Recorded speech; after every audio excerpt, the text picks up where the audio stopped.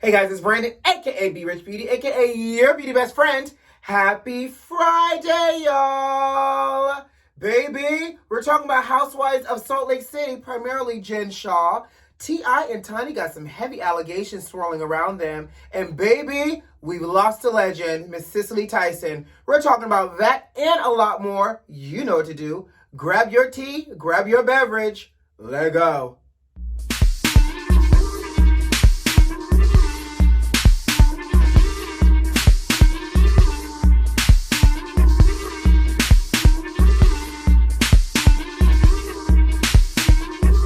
Happy Friday, y'all!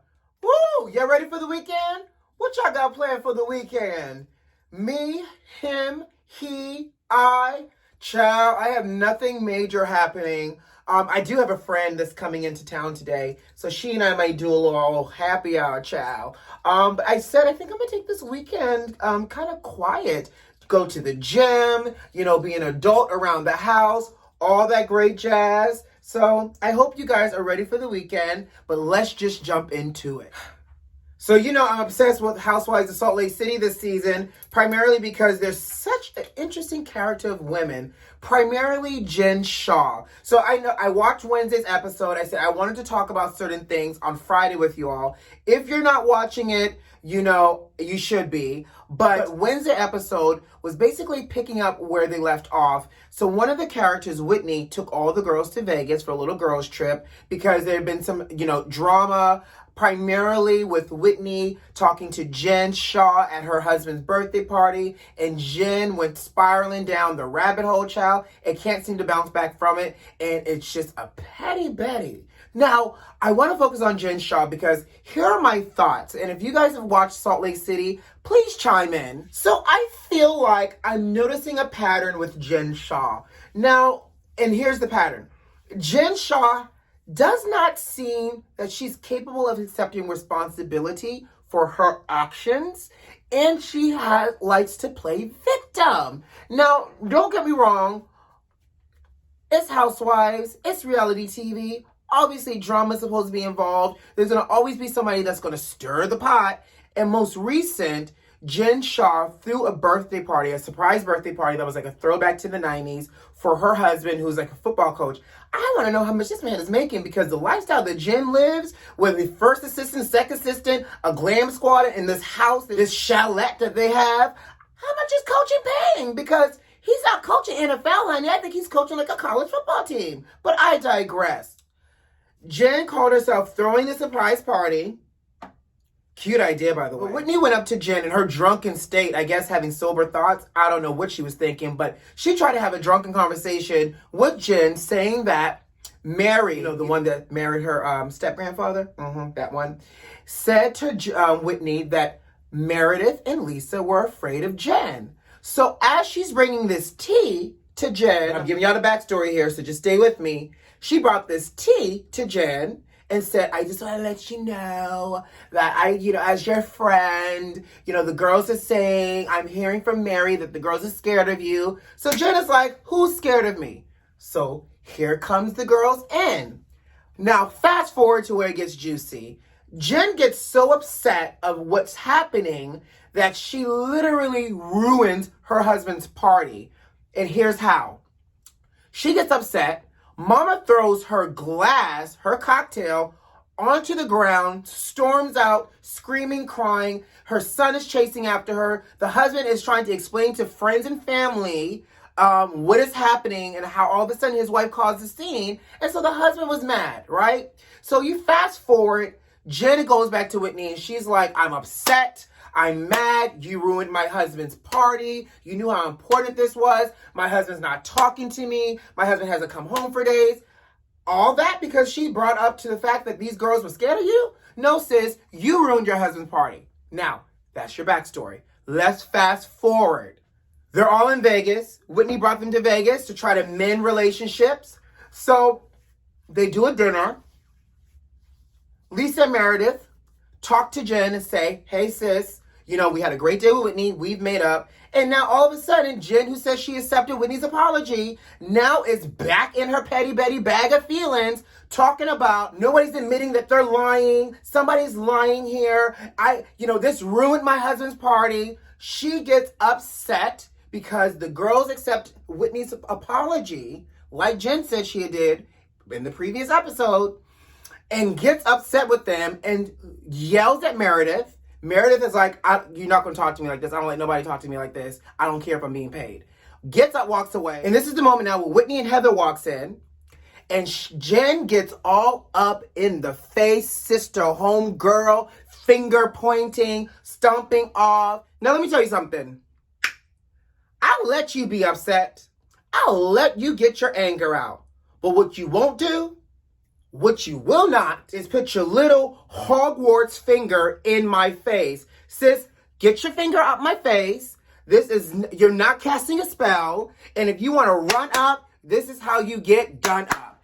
Let me tell you, the inner suburban streets of Atlanta came out. I got so upset the way she accosted Whitney and Heather.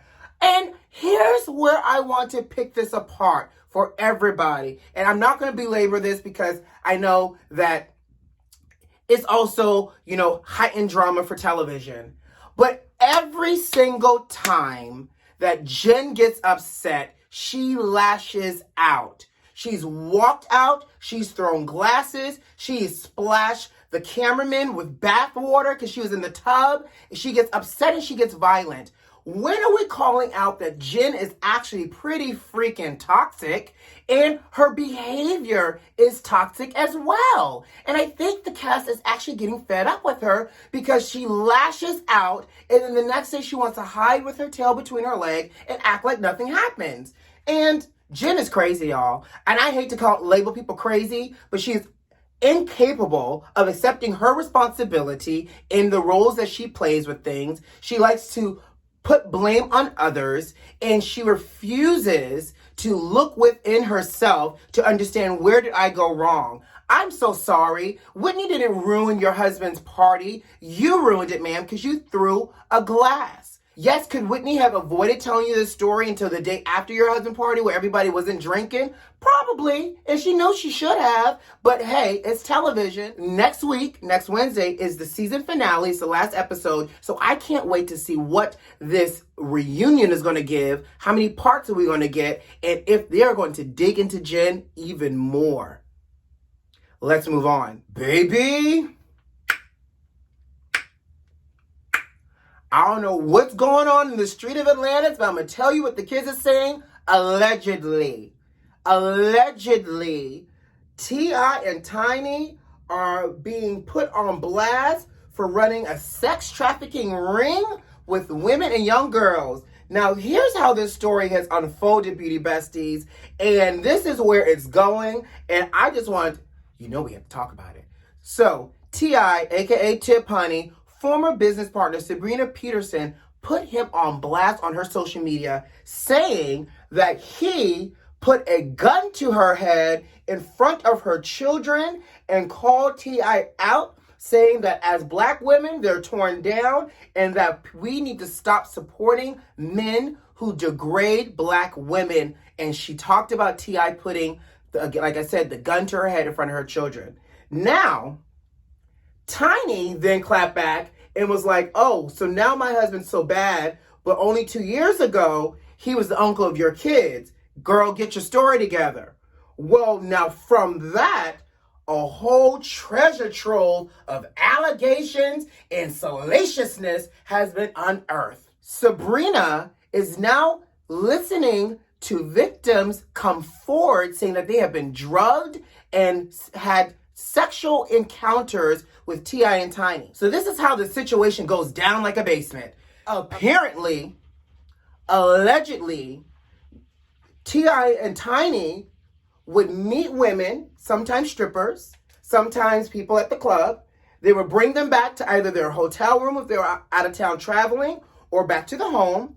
This is giving me, side note, this is giving me very much like Candy and her sex dungeon type of allegations, child. But this seems even more salacious and, again, allegedly. They go back to their hotel and or to the home. They walk in, they have to relinquish their phones, and their phones are whisked away from them and locked up by security. And they're given a drug of choice to take, either Molly or cocaine. And from there, that's where everything else goes down in terms of sex. They said that people have been walking around. Some girls have been on the brink of unconsciousness. One woman that came forward anonymously said that one girl was so unconscious, they put her in the bathroom, in the bathtub, and she went to check on her because she was a nurse to make sure that she was okay, and she was barely conscious. Another person said that she got there and she knew one of the bodyguards, and the bodyguards kind of protected her, whisked her into a different room. It was like, hey, Tip, hey, Tiny, this one's good, this one's with me, so they wouldn't bother her. But they said, honey, that they take the drugs, the clothes come off, and the sex goes down. Now, what I think is really interesting, Beauty Besties, is the fact that they've named Tiny, allegedly, as the ringleader in all of this, saying that it is interesting how the roles change behind closed door and how T.I. listens to Tiny. Now, my question is, that this is exclusive tea, by the way. My question is, who is letting the 4'11" leprechaun from Lucky Charms come off the box and lead y'all into a den of inequity and a den of sin and a whole slew of drunken, messy sex?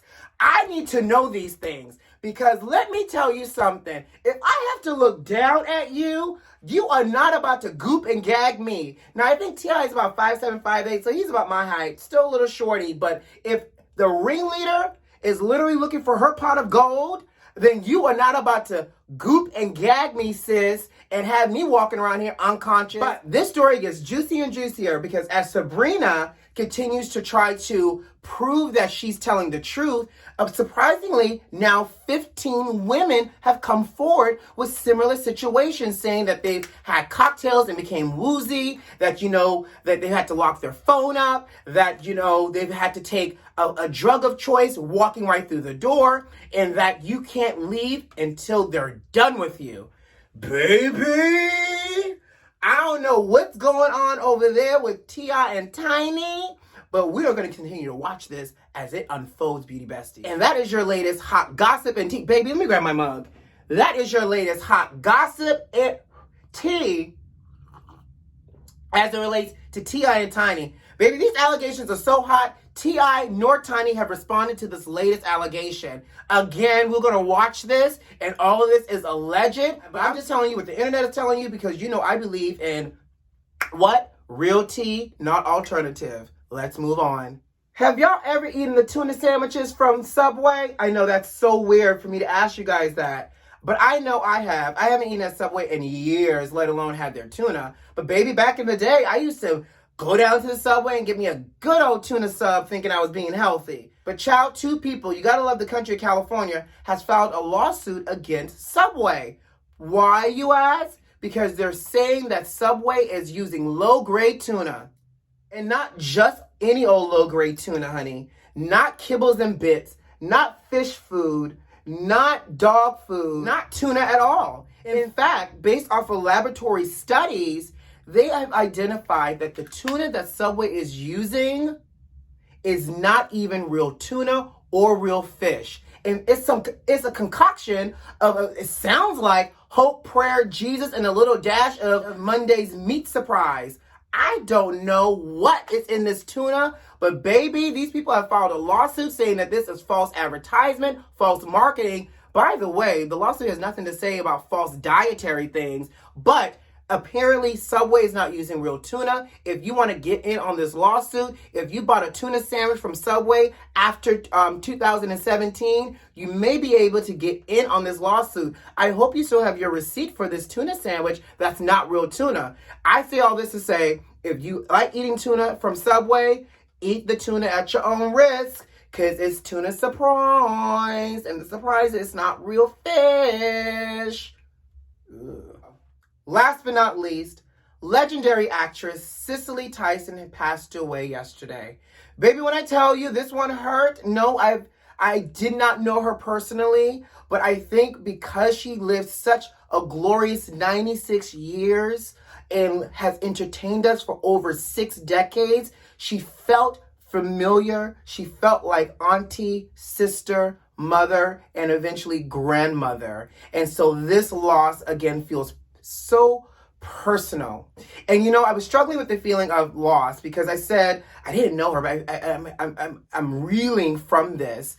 And also I was slightly disappointed that she died. I was like, geez, 2021. But then I also thought, like, she lived 96 years. She recently just literally a couple of days ago, just did an interview with Gayle King for her new memoir, Just As I Am, and she looked beautiful. She was vibrant, had on a false lash and everything, honey, wrapped up with her blanket, talking to Gayle at one of her home churches in Harlem, New York. And I was just thinking, like, B.Rich, like, yes, I can be upset, but she lived 96 years. The shade is, she let Betty White outlive her, because isn't Betty White 99? But I digress. I want to tell y'all a story really quickly. I was really fortunate as a teenager to spend a day on the set of Alec Haley's novel, Mama's Flores Family, that was made into a movie.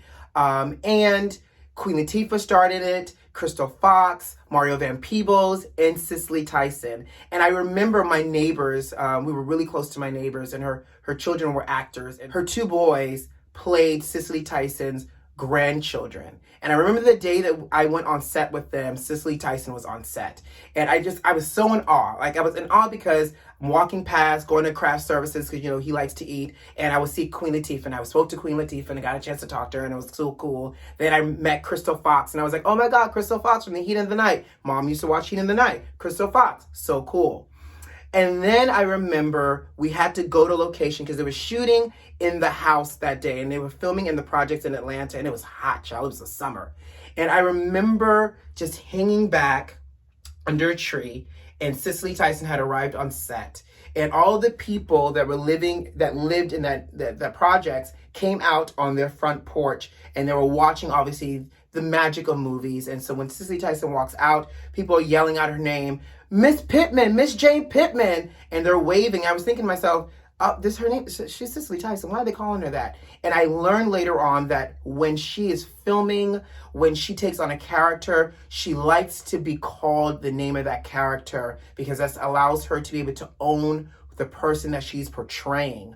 And not only does she like to be called the name of the character in the moment, she did not care if he called her other characters that she portrayed over the years. So people are calling her Miss Jane Pittman. People are calling her previous character names. She was walking with her assistant, and her assistant had a stack of headshots back in the day, headshots, child.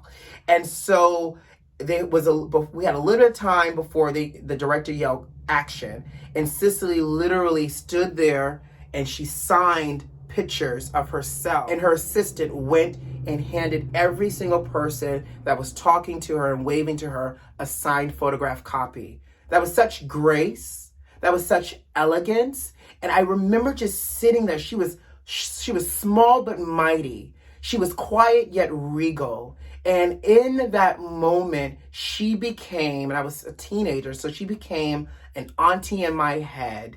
And ever since that moment, I've always carried with me, because in that moment, I never got a chance to have a physical conversation with her. But I remember just being that close to such legendary greatness that I always carried that with me. And this